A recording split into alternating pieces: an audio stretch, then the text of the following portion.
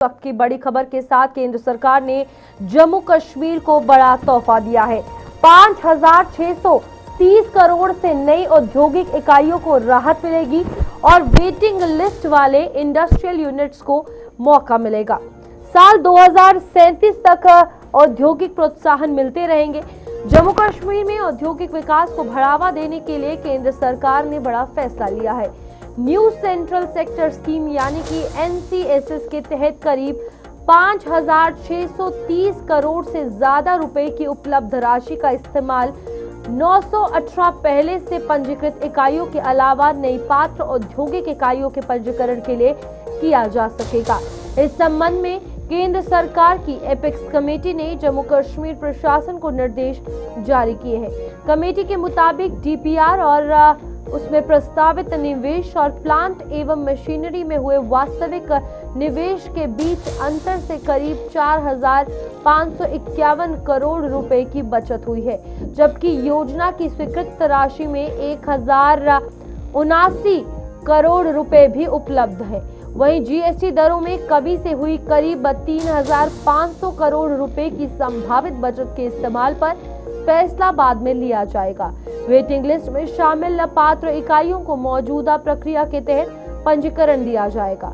सरकार ने प्रक्रिया में पारदर्शिता बनाए रखने और कुल वित्तीय दायित्व को 28,119 करोड़ रुपए की सीमा के भीतर रखने के निर्देश जारी कर दिए गए हैं।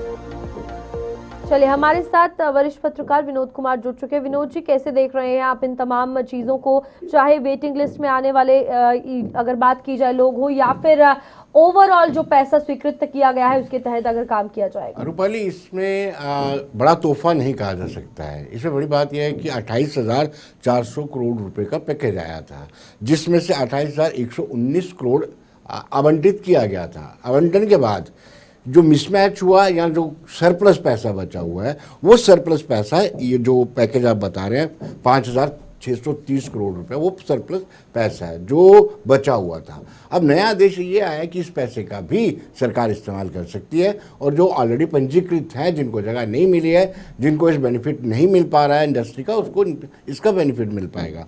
उसमें जो पहले आएगा उसी को प्राथमिकता दी जाएगी। तो ये कहा जाएगा कि लाभ तो हुआ है 5,630 करोड़ रुपए का, लेकिन ये ऑलरेडी उसी पैकेज में था जो पहले पैकेज अनाउंस हुआ था, जिसमें 28,400 करोड़ रुपए की रकम थी, जिसमें से 28,119 करोड़ रुपया खर्च हुआ। अगर ये इस बात की जाए इस पैकेज को लेकर, क्या कुछ लग रहा है, क्या ये सिर्फ निवेश तक रह जाएगा या फिर इससे रोजगार भी बढ़ेगा इस पैकेज के तहत अगर बात करें? देखिए, जब यहाँ पर इंडस्ट्री आती है तो उससे रोजगार तो मिलता ही है। मुझे याद है जब 2002 में हुकूमत बनी थी पीपल्स डेमोक्रेटिक पार्टी और कांग्रेस की, तब की जो इंडस्ट्रियल पॉलिसी थी या इंडस्ट्रियल पैकेज था, उससे बहुत ज़्यादा बूम आया था इंडस्ट्री में और बहुत ज़्यादा रोज़गार भी मिला था। इसमें कोई दो राय नहीं है कि इंडस्ट्रियल सेक्टर एक ऐसा सेक्टर है जो गवर्नमेंट के बाद सबसे ज़्यादा एम्प्लॉयमेंट जनरेट करता है। और ये बड़ी बात है कि इंडस्ट्री रूपाली लगती भी जम्मू प्रोविंस में ही है। कश्मीर में कोई भी इतना ज़्यादा इन्वेस्ट करने के लिए राजी नहीं होता, क्योंकि वो लास्ट एंड है और फिर वो डिस्टर्ब एरिया भी है। तो कहीं ना कहीं जब पैकेज आएगा उसका फ़ायदा जम्मू प्रोविंस को मिलेगा और जम्मू प्रोविंस को फ़ायदा मिलेगा तो जम्मू प्रोविंस के लोगों को रोज़गार भी मिलेगा। अगर दूसरी ओर टनल के उस पार देखा जाए तो वो उस हिसाब से रिच है, टूरिज्म के हिसाब से टूरिज्म सेक्टर में जितना बूम आएगा उसका बेनिफिट उनको मिलेगा। विनोद, लेकिन यहाँ जम्मू और कश्मीर दोनों जगह पर काफी ज्यादा चैलेंजेस थे जब हम बात कर रहे थे कि इंडस्ट्री सेटअप होंगी यहाँ पर। अब इस बीच नए जो इन्वेस्टर्स है या फिर जो इंडस्ट्रियलिस्ट यहाँ पर अपनी इंडस्ट्री लगाएंगे, इसके तहत रीजनल इम्बैलेंस जो ना है वो ना आए और साथ ही साथ एक ट्रस्ट कह सकते हैं कि जो वेटिंग लिस्ट में लोग हैं, ओवरऑल ये चीजें आपको कैसी लग रही हैं? देखिए, हालांकि काफ़ी सारा बदलाव आया ईज ऑफ डूइंग बिजनेस में, लेकिन अभी भी रूपाली बहुत ज़्यादा आवश्यकता है। एक निवेशक को जो इन्वेस्ट करना चाहता है जम्मू कश्मीर में, उसको एक स्वागत होना चाहिए। जैसे ग्राहक को भगवान का स्वरूप मानते हैं, वैसे ही उसको इतनी रिस्पेक्ट दी जानी चाहिए। सिंगल विंडो सिस्टम से उसके सारे काम होने चाहिए। उसको पावर डिपार्टमेंट में अलहदा से नहीं जाने चाहिए। उसको पोल्यूशन कंट्रोल बोर्ड में नहीं जाना चाहिए। तो ऐसा अगर उनको ऐसा माहौल मिलेगा तो इन्वेस्टमेंट और भी आएगी। उसके लिए ऐसा माहौल बनाने की ज़रूरत है। जैसे गुजरात पैटर्न है, गुजरात में कोई भी इन्वेस्ट करना चाहता है उस इन्वेस्टर को किसी तरह की कोई दिक्कत नहीं आती। अच्छा, एक आखिरी सवाल ये कि सरकार को ये तमाम पैकेज के तहत कितना ज़्यादा ज़रूरी है कि ध्यान रखा जाए कि जो लोकल एंटरप्रेन्योर हैं या फिर एमएसएमई के तहत आते हैं उन्हें ये ज़्यादा एडवांटेज मिले रेदर देन बड़ी मछलियों से?